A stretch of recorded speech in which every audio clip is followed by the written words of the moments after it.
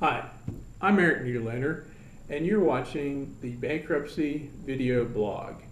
I'm a bankruptcy attorney in Northwest Florida and South Alabama. And today we're going to talk about keeping a credit card during filing bankruptcy. It's a question I get asked many times, probably by just about everybody that comes in to talk to me about bankruptcy. And the important thing is that any creditor that you owe money to, whether it's 10 cents or $10 million, whether it's a non-dischargeable student loan, a credit card, you owe grandma or whoever, everybody that you owe money to is listed in your bankruptcy. And that includes that credit card that you want to keep. So federal crime, not to list everybody that you owe money to. Now, if you have a zero balance on a credit card when you file, you don't owe that creditor money, and you don't have to list that creditor. But if you owe them a penny or more, they're listed in your bankruptcy. Now, just because you don't owe the creditor and they won't get notice that you filed bankruptcy, your creditors periodically pull credit reports on you to make sure you still meet their lending standards. And most of the time, if they see that a bankruptcy is on your record, they're going to close the account whether you owe them or not. So that's something to keep in mind.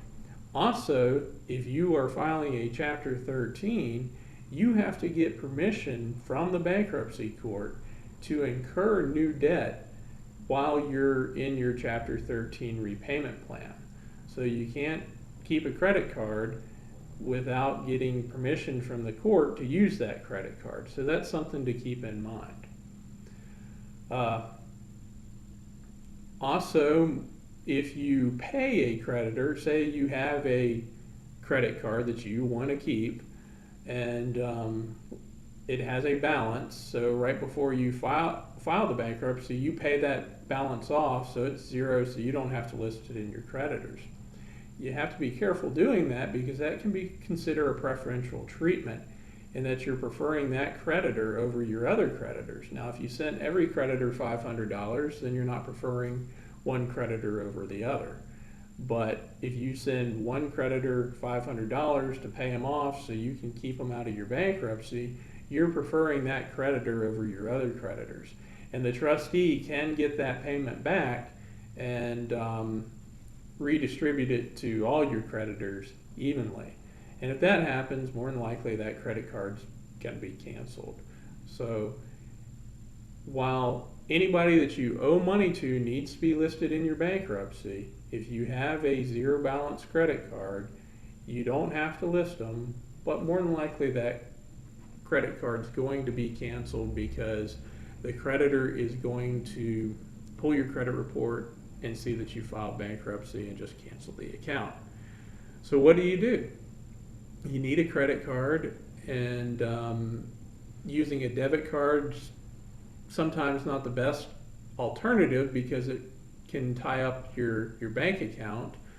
The one way is to get a secured credit card after the bankruptcy is filed and discharged. You need to be careful about secured credit cards because typically they have a lot of fees. They're very low balances, so you get a $200-300 balance and then have $250 worth of fees before you even use the card. So you've got a $50 balance that you can use. You already owe $250 on it for fees, and there's a high interest rate. So just be careful. Read the fine print if you do try to use a secured credit card.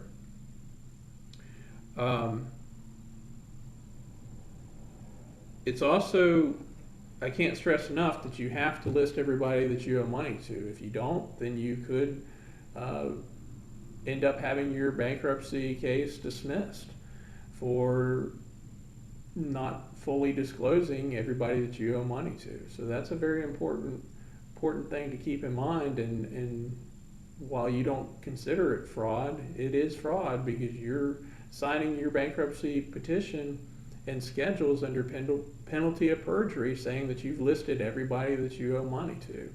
And if you go keeping one out, you are essentially perjuring yourself and could have your bankruptcy case dismissed or even criminal charges brought against you under the bankruptcy code. So just be careful, consult an attorney about what creditors you do have to list in a bankruptcy, and the simple rule is everything. But if you have questions, give us a call at 1-877-607-2228 or look us up online at shouldifileforbankruptcy.com. Again, I'm Eric Niederlander. I'm a bankruptcy attorney in Northwest Florida and South Alabama, and I'm here to help